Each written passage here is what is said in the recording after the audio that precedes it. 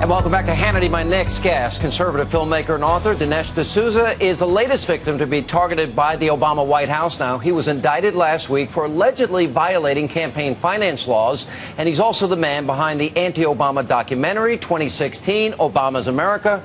Now, remember, his indictment comes after the IRS harassed conservative groups last year and after the disgraced tax agency recently placed extra security and scrutiny on a group of conservatives in Hollywood. Joining me now for a Hannity exclusive, the man himself, filmmaker, author, Dinesh D'Souza. Dinesh, welcome back to the program.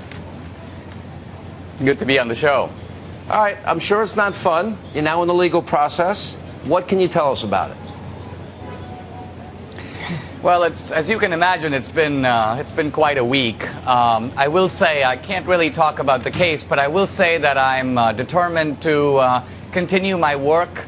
I'm making a big film called America, which is about the greatness of America, that's going to come out for July 4th this year. So I just want to say that I'm undeterred and I'm marching full speed ahead. Do you believe this, and this is not specific to the case, but do you believe this is because of the film that you did leading up to last year's election? Do you believe this is about being targeted because you're a conservative?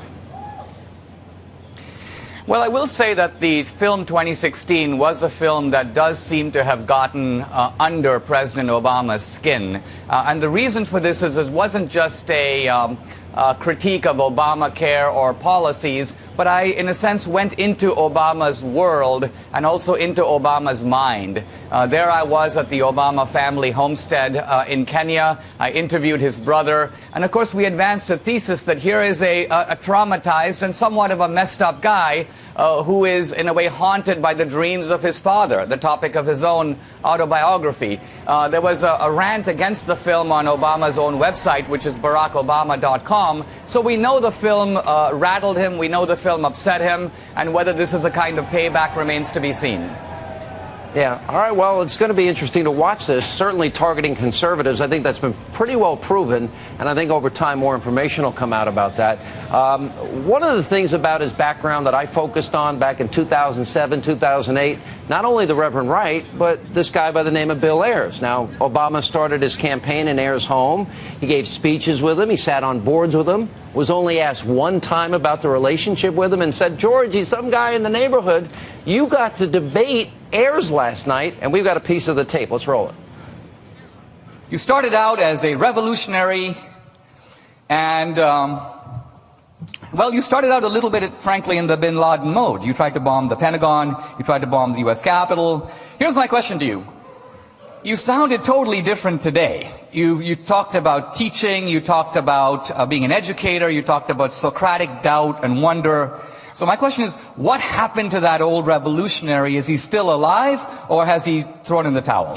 No, I think that I actually feel that I still am a revolutionary in this. If by revolutionary you mean, if what you mean by revolutionary is having a fully worked out program by which we can kind of imagine a different world and overthrow a government and move forward. No, I'm not that. But if by that you mean somebody who's willing to dive into the contradictions, try to make sense out of them, try to fight for more peace, more justice, more balance, more sustainability, and being willing to live with ambiguity and complexity and try to move forward, sure, I still consider myself someone who sees the need for a fundamental change. You raised a good point that he was involved in a group that bombed the Pentagon, New York City Police headquarters, the Capitol. He's an unrepentant terrorist. He never said he was sorry for those things. As a matter of fact, in the New York Times, September 11, 2001, he said, I wish I did more. What was your impression of him?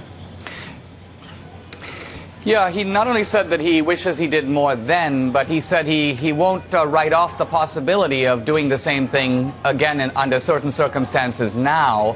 I think it's very interesting that Bill Ayers and also his wife, Bernadine Dorn, who was a kind of co-conspirator with him then, they've both become very well-established university professors. And I think this is part of a way in which some of the most unrepentant radicals of the 60s have figured out that there is a way to transform the system to achieve the same revolutionary goals, but to do it through the classroom, to do it by shaping young minds. This is kind of why I wanted to debate Ayers on the campus, to sort of test his ideas on a liberal campus, in fact, my own alma mater, Dartmouth College, and sort of show him up in front of the students.